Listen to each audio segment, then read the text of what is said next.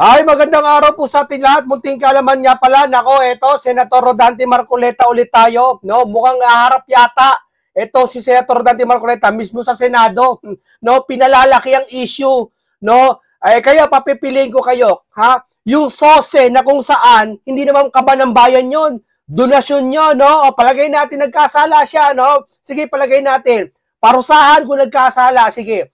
Pero yung kaba ng bayan, yung pera ng taxpayer, mas pinagtutuunan nila ng pansin ng donasyon ni Marcoleta kaysa doon sa mga bilyon, yung mga PhilHealth, etc. etc. Alam mo, marami pa eh. Di ba? Mga iba pang departamento, DPWH pa lang to, ha? Take note, ha? Ang iniimbestigahan. What if pa kaya ibang ahensya ng gobyerno? Hindi ko naman sinabi na ngurakot sila, pero iimbestigahan dapat. Pero yung kay SOSE, sa donasyon ni Marcoleta, pinalalawak nila, pinalalaki nila. Ito, pinupunti nila. Bakit? Kasi si Senator Rodante Marcoleta ang nagpalaki ng isyong ito sa flood control. Bakit? Di ba? Nag-blue ribbon siya, kung babalikan nyo.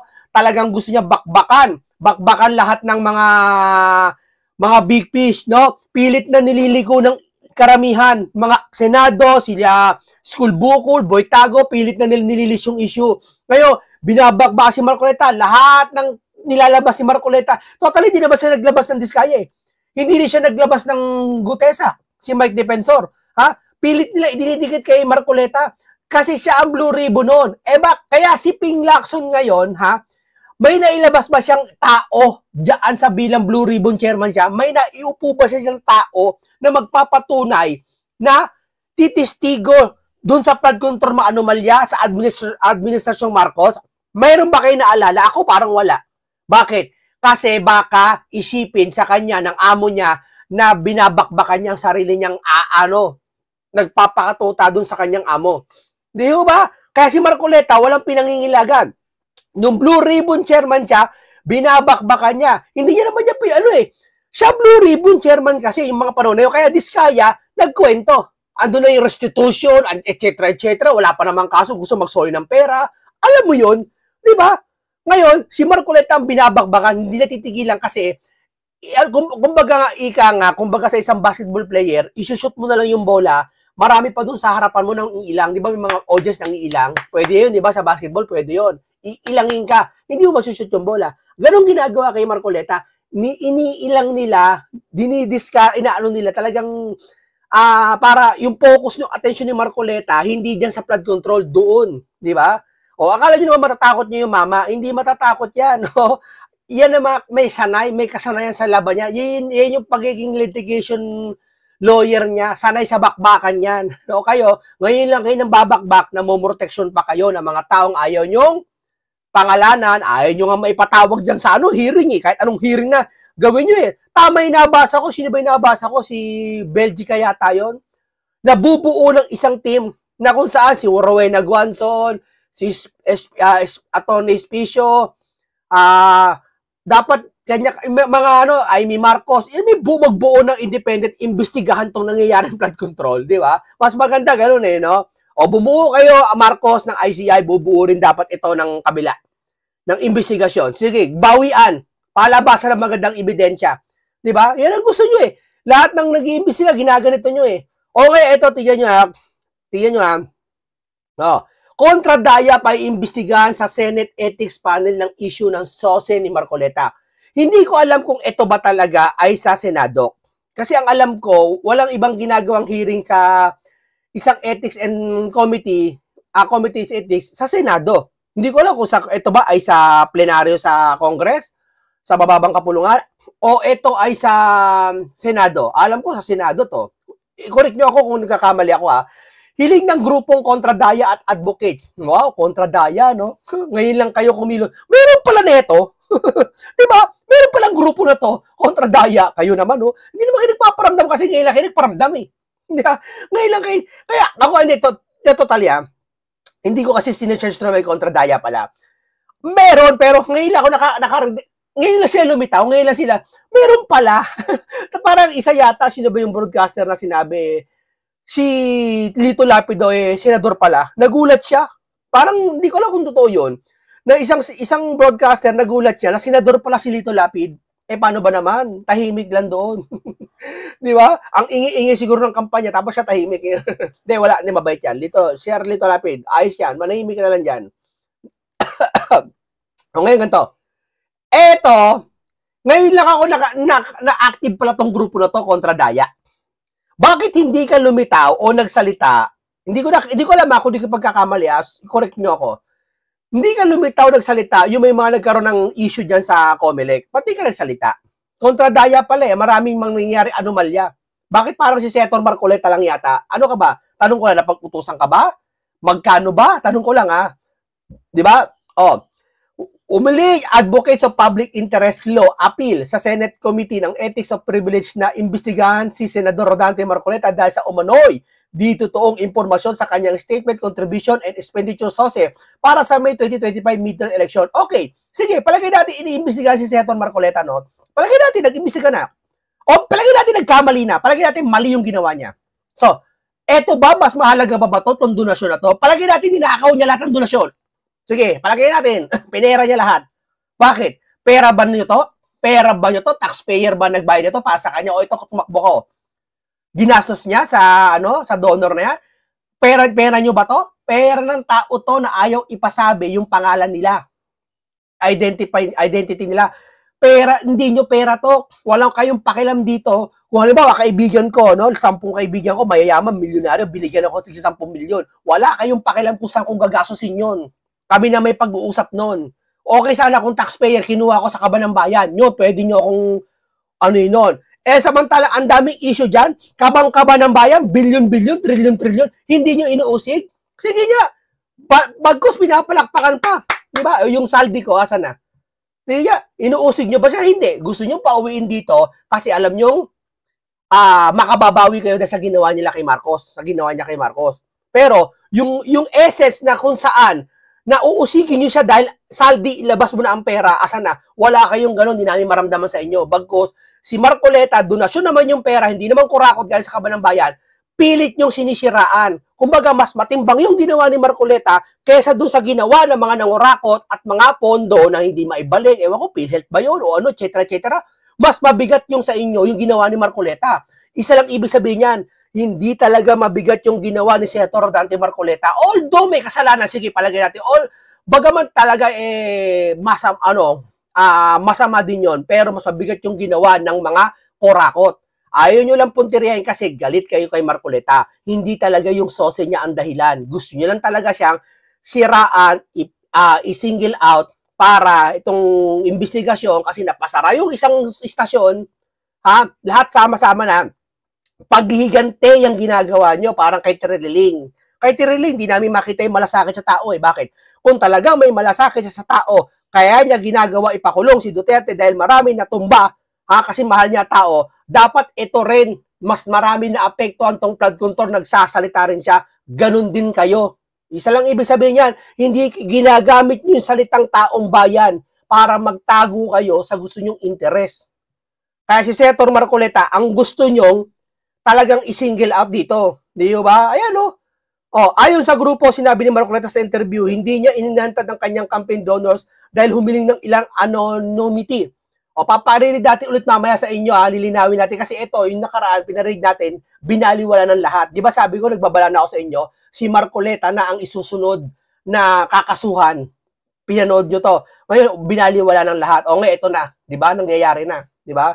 Ganyang galawan ng mga yan batay sa SOSE, gumastos si Marcoleta na 130. Inggit lang to Pakialam nyo kahit 1 bilyong ginastos nito. 139 million sa kampanya, ngunit nagdeklara ng zero contribution. Samantala ang kanyang network ay 51 million. Inggit ang kayo. Ako nararamdaman ko sa likod nito, inggit at galit. Pag pinagsama mo yan, sabihin ko sa inyo, paranoia na kayo. Hindi na kayo makabawi, hindi na kayo makaurong. Kaya ito mo si Tiriling. Di ba? Wala na, di yan nanalo mayor yun Noong November, naglabas ng Comelec ang show cause order na si Senado para ipaliwanag pagdideklara ng donasyon ang umano'y discrepancy sa SOSE at SALN. Noong bakit yung SALN? Sige nga, marami pang SALN. Lahat ng ilabas ang SALN. Sige nga, imbestigahan kung saan galing yun. Sige nga, lifestyle check nyo. Di ba? Biro mo, 2022, ang pera yung isa ata si Tambaluslos, ang pera ata 2019 300 million lang. Ngayon, billion na. Saan kinuha yun? Wala namang business yun. Sige nga. Nakapagtataka, di ba? Wala pa tong si Saldi, hindi pa to nagpo-post sa mga social media, hindi pa to bumabaliktad si Saldi Matagal na sinasabi namin, asan nang galing yung helicopter ni Saldi? Tikom bibig nyo. Tama? Ang dami siya sabi natin, si Saldi, imbestigahan nyo, cancel nyo na passport, ayaw nyo pa rin. Nung kayo na ang kayo na ang tinuro ni Saldi, kumilos na kayo. Di ba? Tama? Yung isa lang ibig sabihin yan. Nung taong bayan nagsasabi na kami, nanghihingi kami ng pabor sa inyo, hindi nyo kami pinakinggan. Pero nung si Saldi na kinanta kayo, doon na kayo kumilos. Isa lang ibig sabihin yan, mas pinakikinggan nyo sarili nyo kaysa sa taong bayan kung saan nahalal kayo dahil sa amin. Di ba?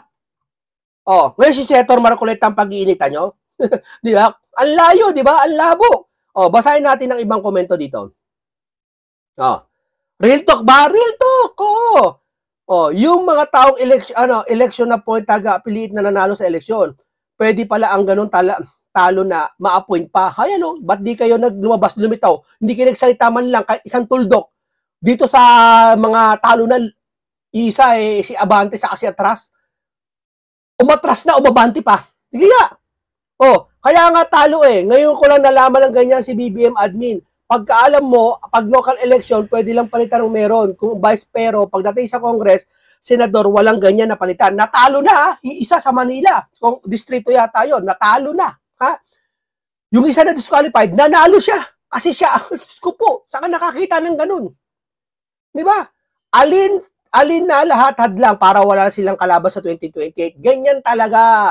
Tama, ang kumikilos ito mga dilawan Kasi ang magbibenepisyo nito dilawan, hindi na Marcos Kasi yung Marcos, alam niyo bakit? Hindi na makakatakbo sa 2028 si BBM Kasi last term niya to Di ba? Maaari yung anak niya o si Romualdez. Di ba? Pero anong ginagawa ng dilawan? Pabor na pabor yung mga dilawan sa anti-dynasty bill. Kasi alam nila, walang makikinabang lang sila. Pero yung BBM saka Marcos, DDS hindi na makikinabang. Kaya sure bull sila. Si Sara, dynasty, wala na, hindi na makakatakbo yun. Tulpo, di ba?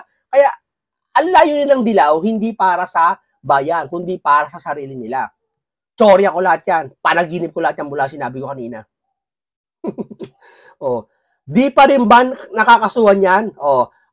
Di pa rin nakakasuhan yan. Bakit, sir? Ikaw ba, sir? Ano mas magandang kasuhan?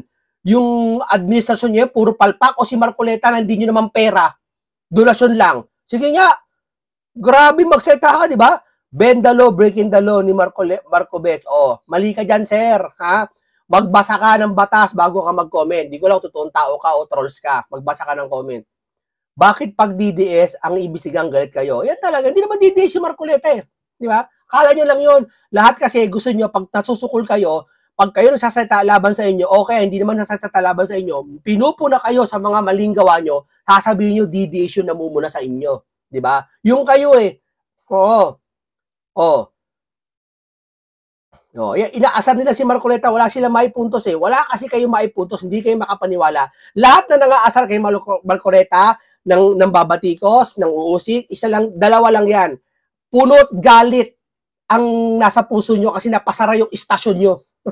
At hindi lang yon, galit kayo kasi hindi kayo makapaniwala, nanalo si Marcoleta. Yun lang yon, wala nang iba pa. Binubutasan nyo na lang. Di ba? Hindi katulad ng iba, yung leader nyo, kaya galit yung taong bayan kasi nahihina, kapalpakan. Sa kapalpakan niya, siya pa bida, sinabi Anticlair. Dahil sa Pangulo, siya nag-umpisa ng flood control na to, siya pa ba ang sisisihin? Pero mo, imbis na yung tao na mag-isip ng tama para ano ba sa Pangulo to, kasalanan ba ng Pangulo to, nagmalaki pa kayo, imbis na magpakumbaba kayo, na sorry, say sorry, pasensya na kayo, medyo kahinaan ko to. Aayusin natin sabay-sabay mga Pilipino. Hindi, nagmalaki pa. Siya daw ang dahilan kung bakit ang flood control na to, nabunyag ang mga congressman, tapos siya pa daw sisisihin. Mali yun. Bago pa lang ang eleksyon, si Marcoleta gusto na maging blue ribbon. At nung nanalo si Marcoleta, alam na yung bago mag-SONA, yung June 28 yata, June 28, alam na ang kahihinatnan ng investigasyon na to. Ipupush maigi ni Senator Marcoleta. Kaya nga ganito ginawa Palit liderato sila, di ba, sa Blue Ribbon? Akala nyo, kabisado natin lahat na nangyari. Di ba? Kaya pa ulit-ulit tayo kasi wala nang ibang pinakamahalaga sa lahat yung ipaalaala. Yung pilit na nililimot nila. Okay sana kung nalimutan talaga eh. Ipaalala lang eh. Eh mahirap yung naglilimot-limutan. Ha? Kahit anong ipaalala mo yon, nagbibingi-bingihan yon. Di ba? Kuwari hindi niya unawaan. Oh, katapat lang nila sa INC, sayang black votes. Oh, mali ka dyan, eng-eng, hindi black votes yung INC, kaisahan yon. Kasi kayo, pag kayo, sino mo sinisilip nila INC, black voting daw, na didiktahan. Eh bakit kayo? Minsan sa politiko, di ba may mga core leader kayo sa politiko? Oh, subdivision, may pumuntang isang leader. Anong sinasabi? Iboto nyo si ganito. Eh bakit kayo nagpapaniwala doon? Bakit binabayaran kayo? Oh, di ba pandidikta rin yun? Oh, sige nga. Di ba magtitipon-tipon tao, pabayaran, ito, may meeting tayo, core leader, mga election campaign, halika rito, mga campaign manager. Oh, magmi-meeting tayo, iboto natin si mayor ganito. Oh, di ba, minsan nasa 1,000 kayo sa covered court. O, lahat iboboto yung isang mayor, di ba? O, yung pandidiktar yun, di ba? Oh, pinaliik nyo lang, covered court lang. Ang iglesia kasi malawakan. Ganun yun, nagkakaisa tawag doon. Wala kasi kayo nung pagkakaisa na ginagawa ng INC. Kaya hindi nyo kayang maunawaan. Tandaan yan. Ang isang bagay na hindi nyo nagawa, tandaan nyo, mahirap unawain. Maliban na lang kung napanaginipan nyo. Di ba? Oh. Sana man lang, inuna nyo ang kapakanan ng mamamayang Pilipino. Hindi puro na lang kayo paninira at pera-pera na lang sa mahalagang issue. Sana man lang, inisip nyo ang mga kalagayan ng pamumuhay namin. Hindi ko alam kung ano yung pinupunto mo. Hinahanap talaga nila ang butas kasi di ka alyado. Halata masyado. Lahat na lang ng hindi ka alyado, ginaganito eh. Lahat sila kaalyado, perfecto. Ang galing. Tama, di ba? Mayroon ba silang kaso? Yung isa nalaman may tip 250 to 300K. Nagsalita ba sa kanila, isa sa kanila? Kung kay Kiko nangyari yan o kay Barsaga o kanino mang politiko na medyo against sa kanila, pustahan tayo. Sasagot kagad isa dyan, okay, dilawan, magsasalita kagad. Ba't di nila masagot si yung RF na nalilink ngayon sa isang Viva Max artist? Ba't di nila masagot, di nila maano? Kasi takot sila, hindi lang takot sila, kasi malaki, medyo sumiswing sa kanila yon, di ba? Tahimik yon, pero ingay no pag may mag-asawang away. Di ba? Okay. Iba siguro ang gusto nilang manalo. May insertion na naman dyan. Dami na matay, pangakong 2K kuryente. Ay, Brad, mali ka. Yung pangakong 2K, hatandaan mo, yan, hindi yan parang chichirya na binili mo sa tindahan, nasa iyo na. Kung may pera ka, nasa iyo kagad yung bibilin mo. Mali ka dyan, Brad. Konting aral ka pa. Yan, pinagdidebatehan yan sa budget hearing, lahat iaano yan. Pagkatapos yan, tsaka iaano yan. Kung ibibito ba ng presidente yan, kung aprobahan yan, pagpupulungan yan. Ganyan yan, sir. Hindi basta-basta yan, sir. Di ba? Ay, ang hirap sa mga yan eh. Hindi nakapag-aral siguro. Ay, ano natin. Sa akin, maaaring galing sa mga manalo. Family. Opinion niya, baka daw galing sa panalo mga INC family. wala kayong pake. Di ba? Haka mo lang yan. Kung galing man yan, kahit buong Pilipinas, kayang bilhin. Di ba? Gusto palamunin ka ng INC, buong Luzon, buong Luzon, bili ng INC. Tapos habang buhay kang palamunin eh. Hindi ikaw hindi nag-comment yung galit kay Marcoleta. Di ba? Gusto mo? Alam ba yung binili ng INC sa South Dakota, dun sa Amerika? Ang laki nun. Search nyo, scanning, ang laki nun. Baka kasi laki ng lungsod mo yun. Libre yun. Libre ko. Pag doon ka, nadamay ka at mahirap ka na, nabili yung lugar mo, pwede ka na doon pumitas ng mga puno-puno, kumain ka. Mga aso ka doon kung gusto mo. Di ba? Tapos sabihin mo, ganon? Walang ninakaw si Marcoleta, sa madaling sabi. Pero yung mga nagnakaw, yung mga may kabit, 200, 300 tips, walang complain. Tahimik, bibig, sarado. Di ba? Pag kay Marcoleta, donasyon, ang iingay. Kaso-kaso, tad-tad. Diyos ko po, bagong pakulo na naman ito ng administrasyon ni Ngagba para matanggal si Rodante. Bakit hindi unahin ng mga sangkot sa mastermind? Yun na nga wala. Pilit nilang uunahin si Senator Rodante Marcoleta. Maniwala kayo. Ayaw nila yan. Pero madako na tayo dito muna. Madako muna tayo dito konti, Dumako tayo dito, painggan natin si Senator Rodante Marcoleta dito. Ito yung babalik natin ng video kung saan papaalala natin sa mga nakakalimot. Oh. Lang natin, ano? So, paano mangyayari, Eka, na napakalaki ng ginastos niya, wala naman siyang contribution na nakalagay. Yes, opo. Sa contribution, sabi niya zero. Zero. Okay. Ngayon, kung pagbabasihan yung salin niya, ganito lang karami, sobra-sobra yung contribution.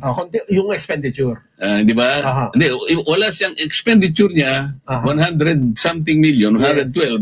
Samantalang ang ano niya, nasa 52 M. Yes. Di ba? So, may sinasabi ka kanina, excited. Ano sabi mo kanina? Ito na. Ito na. 3 points na ito. Laglag na kayo rito. Paano mo naman ipapaliwanag yun? Dokumento yan, Sen. At ang nagsalita pa nito, parang investigahan ng ombudsman ito. Sabi. Ganito napakasimple lang ng paliwanag dyan kung nakinig lang sila nung siguro, meron kaming Thanksgiving, parang event. Ang pasimula ko nga doon meron pong mga ibang mga kababayan natin ang halos hindi makapaniwala kung bakit po tayo nanalo. Meron nga ang isa ka kung broadcaster dyan, hanggang ngayon hindi makamove on. Hindi lang broadcaster, sir. Yung mga galit sa inyo ngayon sa comment section, sila yung hindi makamove on, ba't nanalo kayo? Sir, dalawa nga lang yan, sir. Napasara yung istasyon nila, at pangalawa, sir, hindi lang istasyon nila na napasara, hindi sila makapaniwala na nanalo ka, sir. Ayaw na ayaw nila, sir. Pakiramdam nila, sir, kokontra ka sa kanila kasi akala nila DDS ka. Yun sila. Ayaw tanggapin, mga hard loser sila. Ayaw nila tanggapin. Kaya inuulit ko tong video na ito, gusto ko iparating sa inyo. Ito yung sinabi kong saan, yung sose kung bakit siya hindi niya dineclare. Hindi ko kinakailan na sinabi ko yun. Takanta. Pero sabi ko, nakalimutan po nila na napakarami kong kaibigan. Okay. Ang marami po sa inyo ay nasa harap po ngayon. Nelson, alam mo, mga kaibigan ko, nagbigay sa akin talaga. Alam mo, pakiusap lang nila. Isa lang. Tanggapin mo ang tulong namin sa'yo. Okay.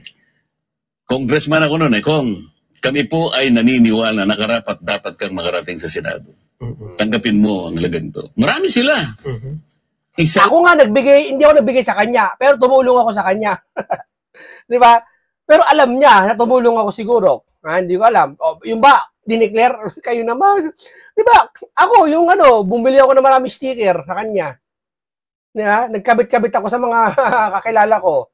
Ang dami rin 250 yun. Isipin mo, iligay lang yun Ang kanilang pakiusap sa akin. Ano po yun? Sana wag muna kaming i-disclose. Yung sticker na yun, gumastos ako. Magkano ginastos sa sticker na yun? Masa 4,000 yata ginastos ko. Sa napakaraming mga reasons. Maaaring halimbawa, yung kumpanya niya ay baka makita ng administrasyon. Tinulungan mo si baka ipitin. Kasi kaya ngayon labanan ngayon teka, tinulungan mo to, kaya nanalo, ganito ka to, iipitin yun, kung may negosyante man yun, mayaman yun, ayaw syempre nun. O kaya naman nagdapat. Alamin nyo kung may batas yung sinasabi niya para magkatalo na. Magharap-harap na hindi ko alam kung sa Senado to haharap si Marcoleta. Ang alam ko sa ethics, ang alam ko sa ethics, may hawak ng ethics. Hindi ko sigurado to, pero baka magkamali ako I-correct nyo lang ako Sa ethics kasi, ang nakalagay doon, ethics committee sabi yun daw pag-iimbestigahan Kung dito lang ang Senate yata nito ang member nito si Risa saka si Erwin. Ang chairman nito si Kiko, ang vice chairman si Kiko, ang chairman si JB. Hindi ko sigurado kung sila yun. Pag sila man yun nagigisa kay Marcoleta, kapwa senador, mapapahiya kayo. Mapapahiya kayo, tsak yan, kay Marcoleta, di ba? Parang gigisahin nyo, para lalabas, gigisahin nyo sa Senado. Parang gano'n na-imagine ko, Marcoleta ang senador, gigisahin sa Senado. Skupo! Kakaiba! Yung blue ribbon, tahimik. Tigil! Chairman, wala! Alis! Muna! Baba! Ping Lacson! Baba! Di ba? Dahil sa sose, ay, Diyos ko po. Pero yung flood control issue, yung baha, Wala, ayaw. Wow, sa gobyerno, may mataas na katungkulan. Kasi may mga kaibigan naman ako talaga. Pwede ba yun, Sen? Na hindi mo i-disclose? Kaya nga, pakinggan mo muna ako. Nililid down ko yung predicate eh. Di ba? Excited ka talaga eh. Kasi nakapuntos na. Okay, ito lang ang kanilang pakiusap. Kasi nga kailangan igalang mo yung kanilang pakiusap. Tinulungan ka eh. Nagtiwala sa iyo. Gusto kanilang manalo. Karapat dapat ka sa Senado. Okay. Ang pakiusap ko lang. Halos ganun na sarili na. Huwag mo nang disclose ang identity ko. Okay. Okay. Pero talagang tinulungan nila ako. Iba't ibang mga kaparaanan, iba-ibang ganito, iba-ibang halaga, ibang ganyan. Ngayon, kapag ka naglagay ako ng figure sa contribution, mapipilitan akong mag-disclose ng pangalan nila. Alam mo kung bakit? Merong kaakibat na, kung tawagin, ay deed of acceptance of donation. Tatanggalin, no? Para doon lang, no? Pero yung mga politiko na patunayang forgery na, nagnakaw na sa kaban ng bayan, harap-harapan na, umaamin na, pinangalanan na, hanggang ngayon nakaupo, ayaw imbestigahan, ayaw imbitahan. Di ba? Ayan, ganyan katindi. Halimbawa, binigyan mo ko ng ganitong halaga. Isa ka doon sa kaibigan ko. Mapipilitan ako doon sa punto na yon. Ilalagay ko yung pangalan mo kasi nandun ka eh.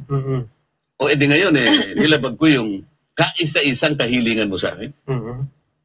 Tama? Oo. Okay. Magagalit ako. Ngayon, ang sabi nila sa akin, paano yung kako? Contribution to eh. Hindi, sabi niya, binigay ko nga sa'yo, contribution, pero utang na loob mo sa akin yan. Ituring mo na lang na utang, sabi niya. Di ba? Loan. Hindi, utang lang. Basta utang na hindi babaya. Utang na loob eh. Ngayon, dahil sa hindi ko pwedeng isiwalat ang kanilang identity, kaya sinabi ko, zero in contribution. Na mapipilitan ako ngayon na gawing zero yun. Dahil kapag hindi ko nilagay, pag nilagyan ko ng amount yun, mapipilitan ko isa-isa kayong i-disclose ko ang inyong identity. Ngayon, hindi naman po pwedeng hindi ko gastahin yung binigay nyo sa akin. Kasi yung iba, magkakakilala kayo eh. Halimbawa, ang nilagay kong gastos ko ron, 5 million, sabi ko. Nakukwenta nila eh. Diba, tinago ni Kong Dante. Tingnan mo nga naman ang buhay ano. Nanalo na, kumita pa. Ayoko naman yun. Kasi pinagtiwala nila sa akin yun. At saka kailangan gastahin ko yun. Saka hindi. Palagi natin kinatkong niya, no? Hindi, palagi natin. Kinuha niya yung pera doon na Syok. Ang away nun, kanila na yung nag-donate. Wala sa pera ng kaban ng bayan. Dahil hindi pera ng kaban ng bayan ang kinuha niya. Kung sakali lang, hindi ko siya sabing kinuha niya. Kung sakaling kinuha naman niya yung donasyon na yon, sila na mag-aaway nun ng kaibigan niya nag-donate. Wala na kayong pakialam doon. Talagang expensive. Hindi pwedeng hindi ko gastahin sapagkat binigay nila sa akin. Sapagkat gusto nilang manalo ako. May tiwala sila sa akin. Pinagtiwalaan nila ako. Meron bang batas, Nelson? Na magsasabi, pipilitin ko silang i-disclose. Bigyan mo ako ng batas. Ako lang ba yung problema? Ilinganin lang, huwag mabunyag ang identity. Yun ang pinanindigan ko. So kapag ka naglagay ako doon ng amount, mabubulgar ang identity. Ang tinatanong ko sa'yo, meron bang batas na nagsasabi na sa pilitang i-identify mo sila? Meron. O, kayo maglabas kung meron. Kung meron, ilatag nyo na. Huwag yung puro ganun. Latag nyo na. Debate na sa Senado to. Para magkahiyaan na. Sabihin mo kung sino yung... Hindi nga, merong batas. Hindi ko alam eh. Hindi ko alam siya eh. Kung meron o wala. Yan. Hindi maghanap sila. Ang makakasagot niyang COMELEC at yung mga anti-daya, ilabas niyo kung may batas. Pakita niyo kay Marcoleta tapos ipakita niyo, ito, Marcoleta, harap niyo gano'n. No? Gano'n lang, kasimple. Hindi pwedeng hindi ko gastahin yun. Kaya ganun kalaki yung ginastos ko. Okay, hanggang dito lang po muna tayo, no, mga kababayan natin. No? Basta ito po, matili tayong nakasubaybay kay Marcoleta. At talagang siya ang eye of the apple ba to? Eye of the ano? No? Okay, no? Ito lahat ay kayo na po bahala umusga dyan. No? Paalam sa inyong lahat.